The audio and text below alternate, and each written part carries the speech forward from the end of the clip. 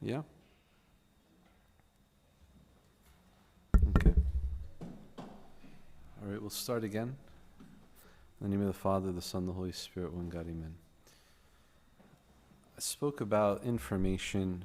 I spoke a lot of information about the different types of areas in the church when we want to educate, whether it's in the liturgy, it needs to be done well, in our community gatherings, in our teaching, of course, in Sunday school, in our witness to the world, and in our service.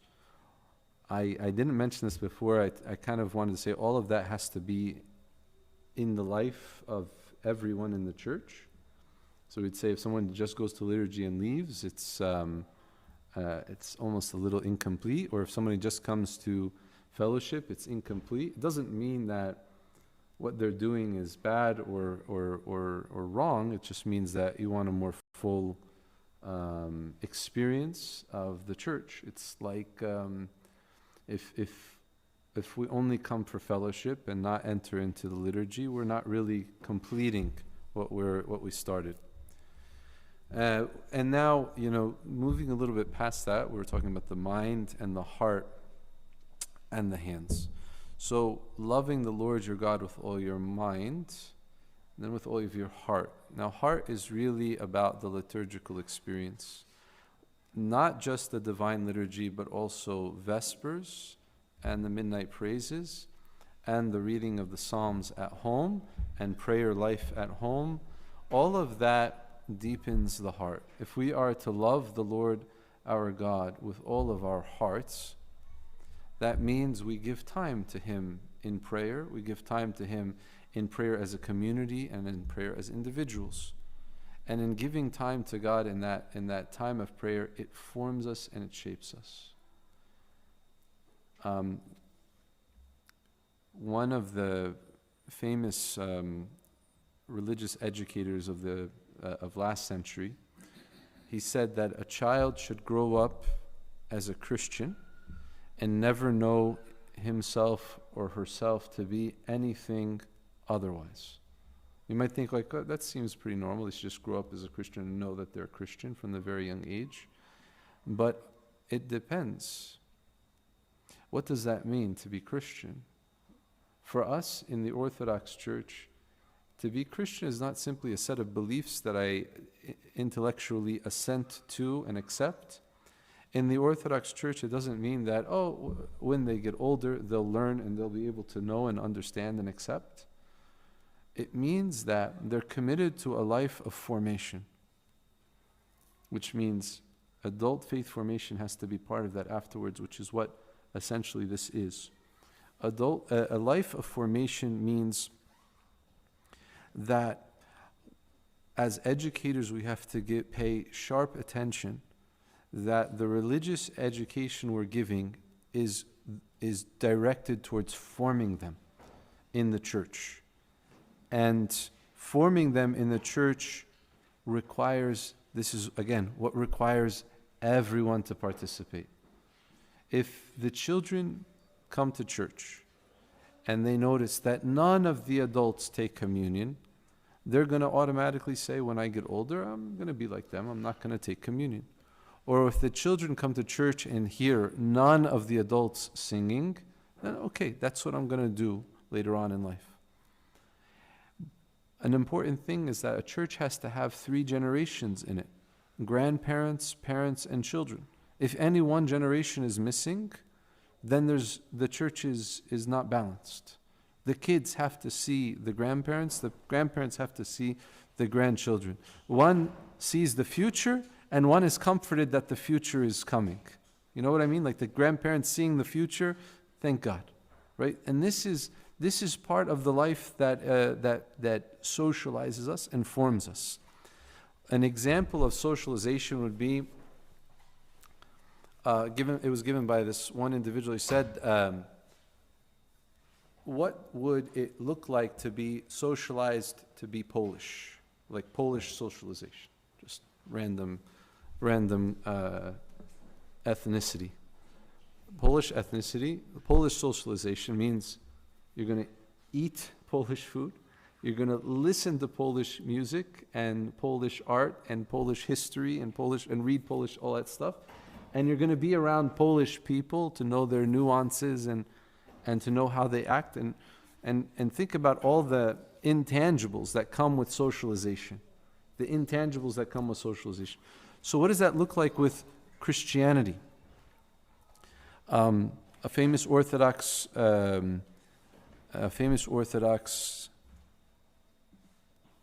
educator by the name of Father John Bujamra, funny name but important person.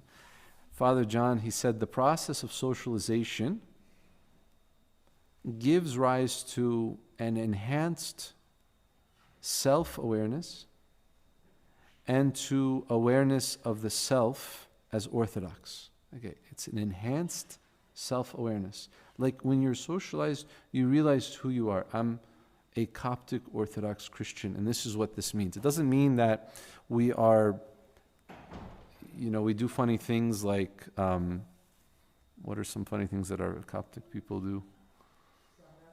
Yeah, like that's exactly perfect. You know the English word for that?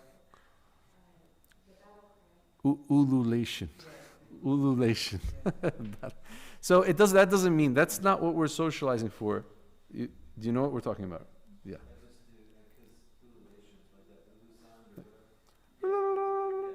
Yeah, that's that ululation. Yeah. So, but that's not what it means to be Coptic. And being Coptic also doesn't mean that we always have to be late to everything. I think that's actually something that's more Orthodox than just Coptic. But when it comes to our self-awareness, that when we're formed, and I think like during Great Lent is a good example. During Great Lent, we're all fasting.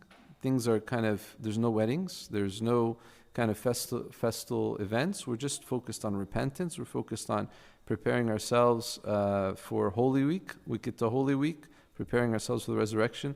That spirit is part of that socialization. Right? If I said today is Good Friday, you'd say, no, it's not. I don't feel it. There's no curtains that are black. We didn't just spend the last 50 plus days fasting. I haven't heard one thok teti gom. Right? All of that is what socializes you and socializes the kids. It forms you. And the spiritual practices are oftentimes the things that form us, but are oftentimes easily neglected. What's the point? Why do I have to do the sign of the cross before I pray? Why do I have to do a prostration? Why do I have to fast? Why do I have to fast in this way? Why do I have to go to church at a certain time? Why do I have to kiss the icons? Why do I have to kiss Abuna's hand? Why do I have to go to confession? Why do I have to... And there's all these things these are all practices that teach us spiritually. That's why they're called spiritual practices. Something that my body does that teaches me something spiritually, and I get formed in the process.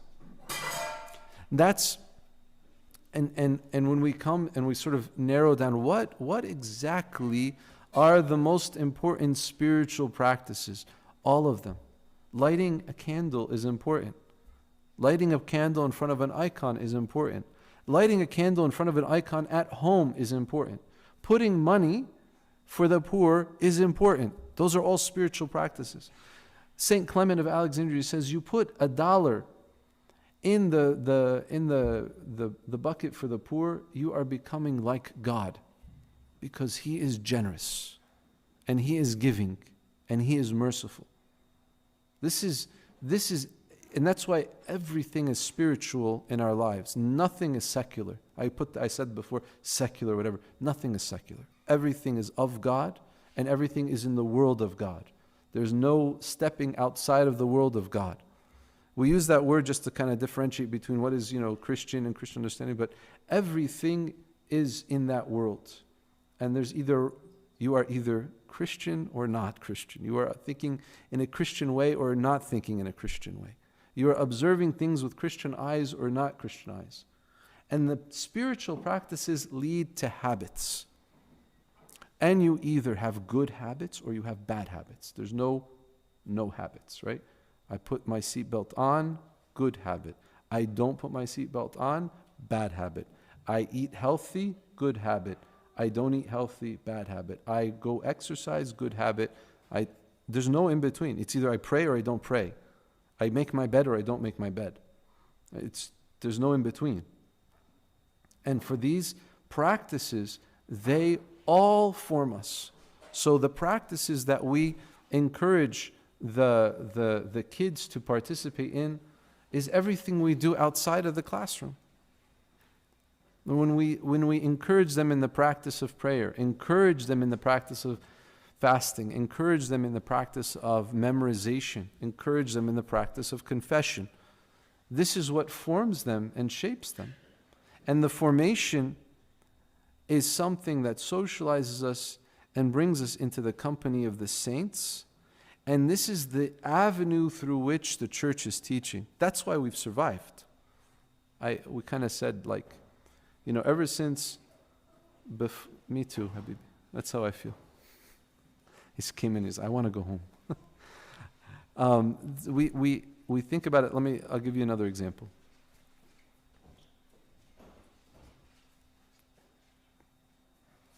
When it comes to spiritual practices and formation and bringing us into the company of the saints,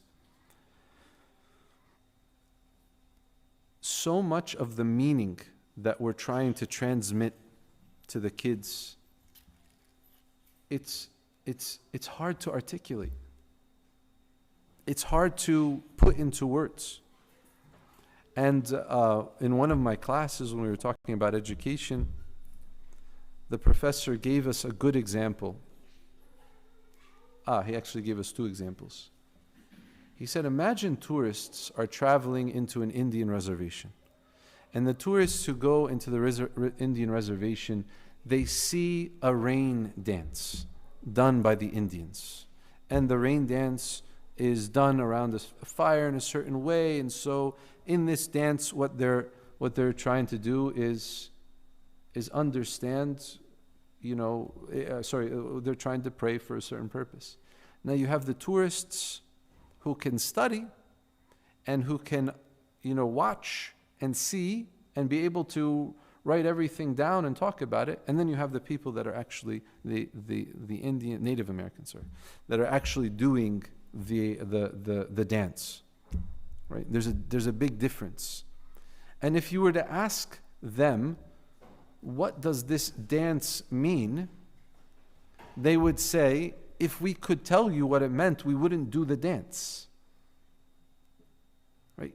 This is where we have to understand that there are things that cannot be articulated, and we're trying to articulate, but it's not. There's something about the incense and the prayers of the saints, or the incense and the incarnation of Christ, whatever it is, but it's one thing to talk about it, and it's another thing to see it and experience it.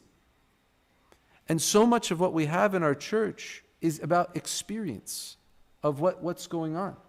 And you can't avoid it. You can't avoid it as a servant, and the kids can't avoid it. Otherwise, we're just becoming book smart about the church, but we're not entering into the experience of the church. You enter into that experience, even just doing a prostration you'll experience more in doing a prostration than in talking about what the prostration means and where your heart, what you should be thinking, what you should be feeling. Some of that stuff is just do a prostration. Do it a couple of times until you understand it. Or something like the practice of the Jesus prayer, or praying the Psalms every morning, throughout high school. You'll experience it. And we understand the concepts. Like, I could talk to you about swimming, I could talk to you about working out, but you're not going to get better at those practices without actually doing them. And so some part of our life is about doing. And that's why on the other end, when we are praying our liturgy, we're not just doing it and that's it, and we did this and I gave incense there and we read that and then it's done. We have to also work hard to understand what we're doing in the liturgy itself. It's not secret, it's mystical but not mysterious. It's the work of the Holy Spirit, and it's an experience that once you experience it, you understand it. Like once you experience love, you understand it. Once you experience the love between spouses, you understand it. Once you experience the love of having a child, you understand something different. And this is unlocked when we offer the kids and offer the people that we teach opportunities for them to come into contact with God. you are an opportunity for that person to come in contact with God. The scripture and the services and all these spiritual practices are opportunities for them to come into contact with God. Now, we talked about information before, which oftentimes is what we do. But we should also understand about how we can create formation, right? How do we form? In a way, the space that you are working in is very important. Everybody, there's budget issues, there's construction issues, there's so much of what goes on, right? You have an NPR that we were talking and drinking coffee in, and the problem is that when your children go to school, right? Think about those of you, or when you went to school. If you walked into an NPR like this room here, and this was the kindergarten classroom, you'd say, I don't think this is going to be a comfortable place for my kids to learn. Am I being off? Am I off? Do you understand what the connection I'm trying to make? Or if you have high schoolers and you have swings and slides, you say, I don't think that's going to be an appropriate place for my kids to play. My kids are not going to be interested in that. What you need to focus on and what you need to work on is that the space that you create, it doesn't have to be like whatever. Let me give you a smaller example, or an easier example. We're in the Christmas season. You're driving down the street, there's Christmas decorations. You go into a store, there's Christmas carols. You watch TV, there's Christmas commercials. All of that is getting you, whether you like it or not, it's getting you to think about Christmas and getting you in that Christmas season. The same can be done by just putting up a small icon of the Nativity for every service that we have, or every lesson that you have from now until the Nativity. Using the seasons of the church to create an atmosphere to help socialize the kids. It's not your words. It's also the things that are around. Singing the hymns that are related to the season. We're not going to sing Thok Tetigom. I remember, as a kid, I'd go in and be like, let's sing, whatever, Truly Risen, outside of the season of the resurrection. You say, no, we're not going to sing that. Why? Don't we believe in the resurrection? Don't we? It's not the right time. I never understood that until, you grow up and you understand, no, that makes sense. It's not the right time. This creates a season. I endured Jingle Bells 1 year up until July for my kids. And then I said, this madness has to stop. You are complete. My wife was completely upset with me that I chastised my children and basically told them, stop singing this song until I let you sing it again. I was like, this is unholy. We can't be doing Christmas carols in July. But this creates a season, or this creates an atmosphere. How do we do that inside of the church? How do we form? What are the things that form? And so remember I said we have to have goals, we have to have directions, we have to understand where we're leading the kids. Formation through fasting, through prayers, through giving to the poor, the almsgiving. This is formation that I know I have layers, and I'm going to confess something to you. I have all of this information and I had it structured in a different way. I'm trying a different structure, which I'm finding is not very structured. But try to bear with me and we'll try to make this make sense to you. I said training the mind, or educating the mind and deepening the heart and training the hands. So during our formation, you want to form them, obviously, to be open to learning, to deepen their spiritual life. Now, deepening the spiritual life might not necessarily mean that the heavens are open and they fall in love with God instantly, but deepening the spiritual life is by training them in the practices. The practices are there to deepen the spiritual life. When we talk about the sower went out to sow seeds, the field that is good soil, is the one that has been made good soil through the spiritual practices. Spiritual practices, habit of reading the Bible, habit of going to church, habit of fasting, habit of giving to the poor, habit of serving, helping those who are in need. I use that word intentionally. Habits are not bad. This idea of I only want to pray when I feel like praying is exactly what the devil wants you to say. Because then he's going to make you really want to pray and then never make you want to pray again. And when you're going to be waiting for that period of time when you want to pray, and it's not going to come. You're going to say, remember, he's going to say, remember that really awesome time when you were praying? That's going to happen, but just do that tomorrow. And tomorrow never comes. But when we pray out of habit, we are lifted up to heaven slowly. Like somebody who does an exercise routine over many weeks and months and years, whatever, and they slowly get better, healthier, whatever it is, achieve what they're trying to achieve. The same is true with us. And this is why those practices have to be enforced in Sunday school. Have to be, not like you have to, unless it's not like you're going to hell if you don't do this, but this is how we are shaped, this is how we are formed. And this is what opens us up, all of us, to understanding the mysteries of God more.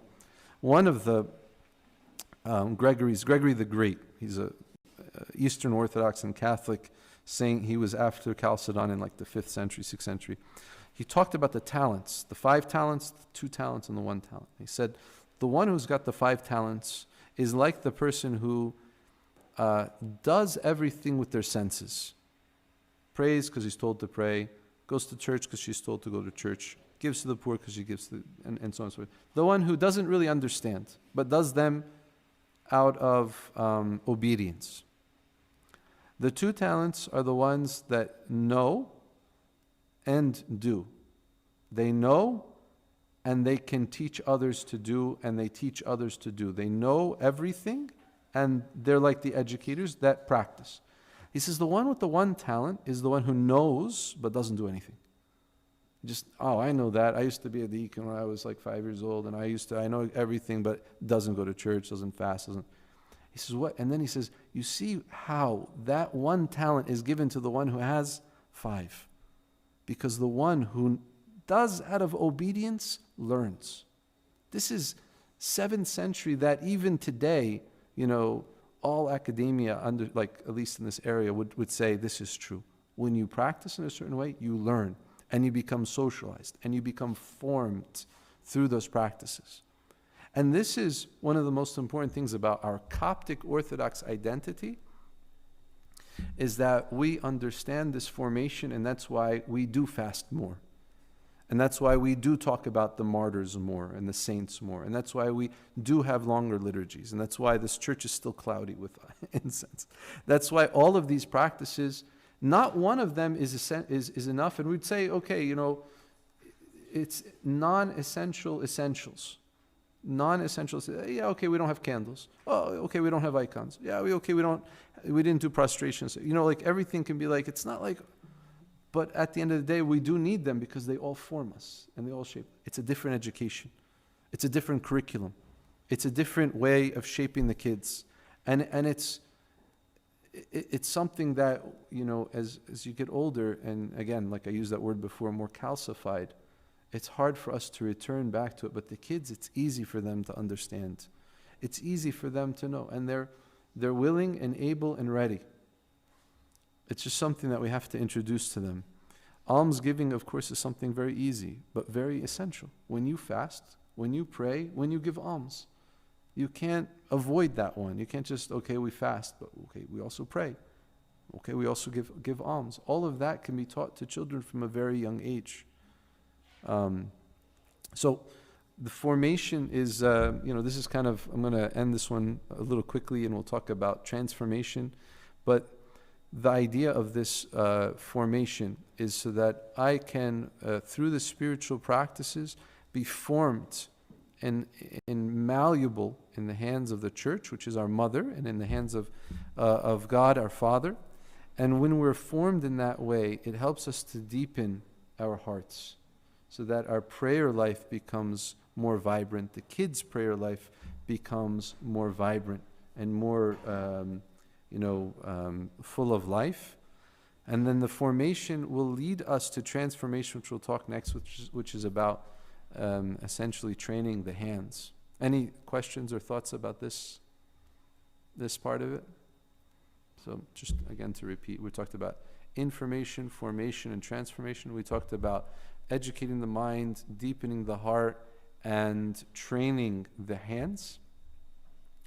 We talked about loving the Lord your God with all your heart, which is worship and is something that we want to deepen.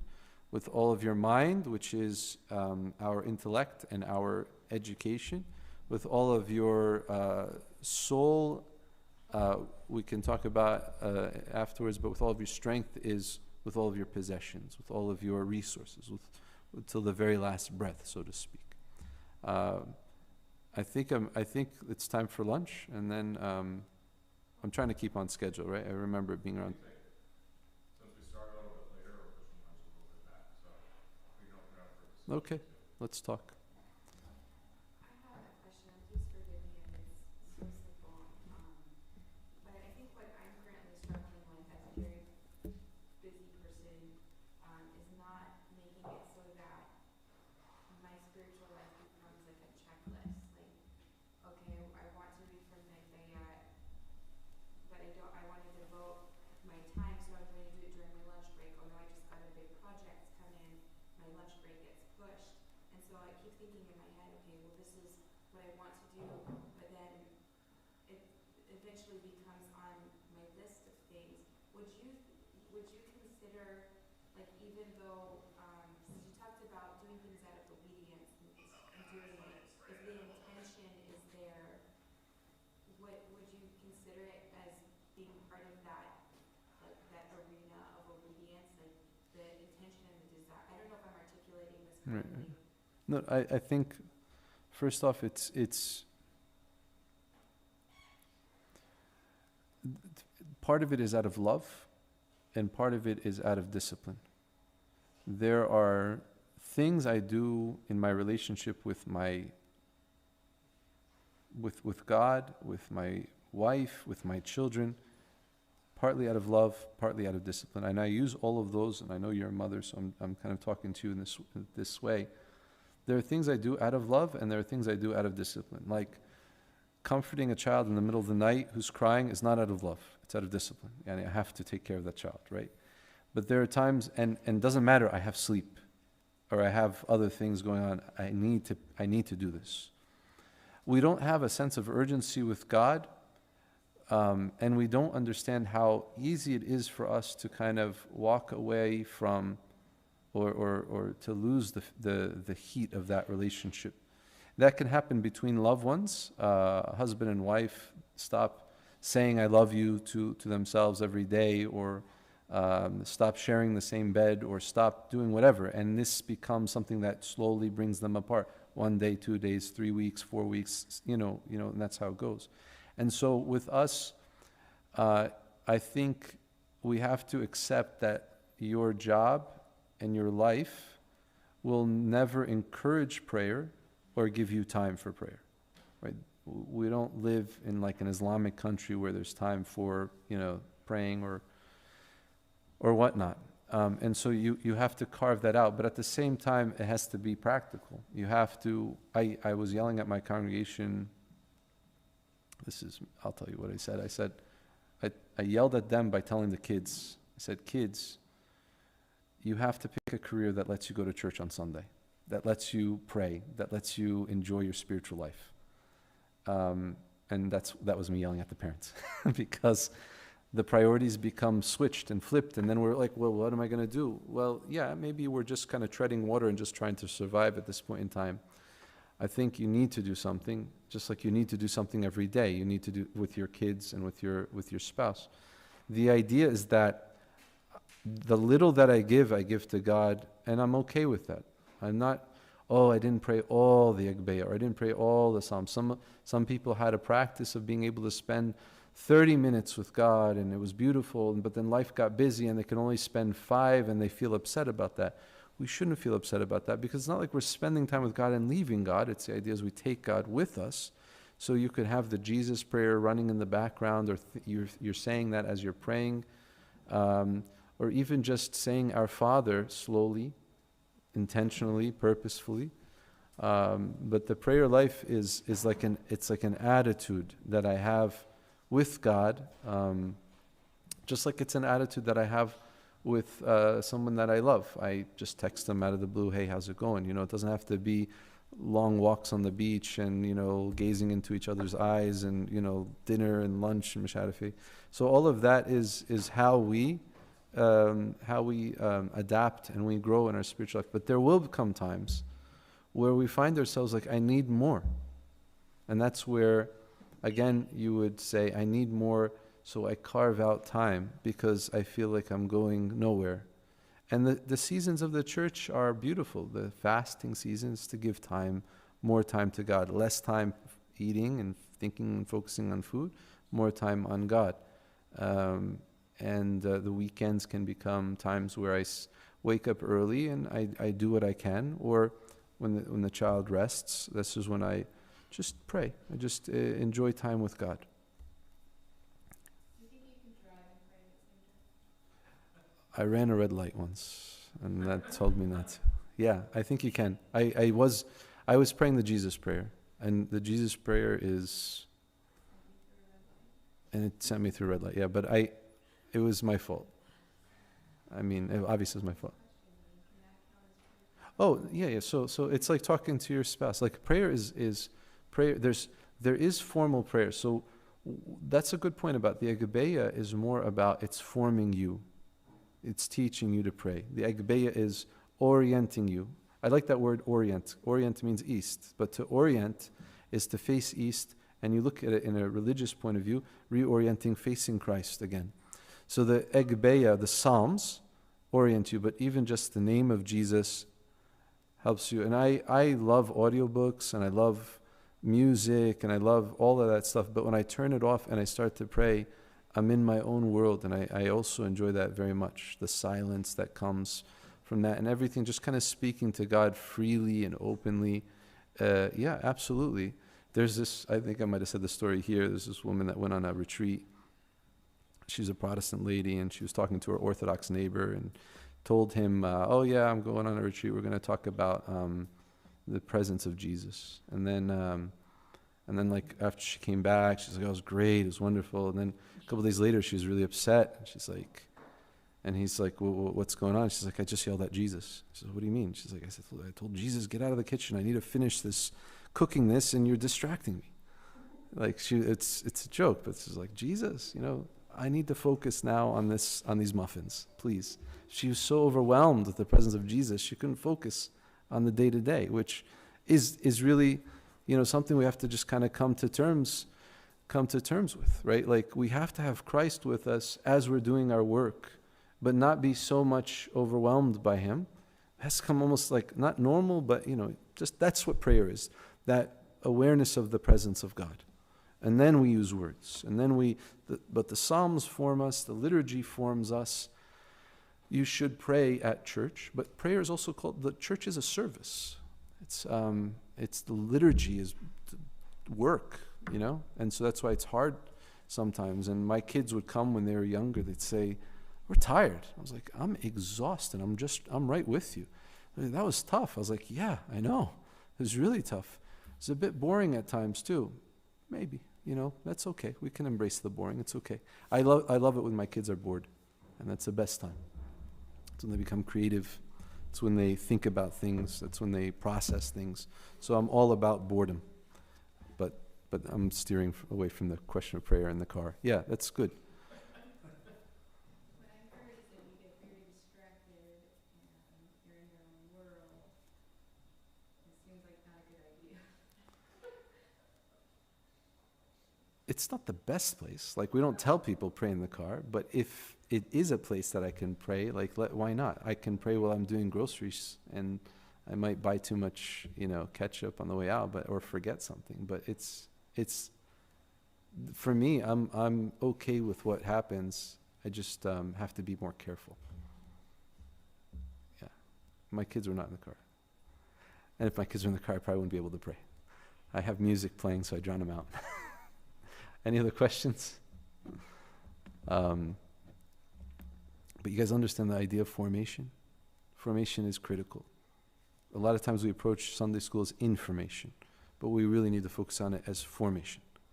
And that will only come through knowing and seeing and watching. And you yourself, you give them what forms you, you'll give to them. It's like the food that you were raised on, you'll give to them. The practices that were given to you, you'll give to them. We don't have to read books like oh, they did this then, so now we should do this now. But it's actually your experience that has shaped and formed you, and that's what you're given to them. All right. Let's take a break, and then we'll come back when Mark tells us to come back.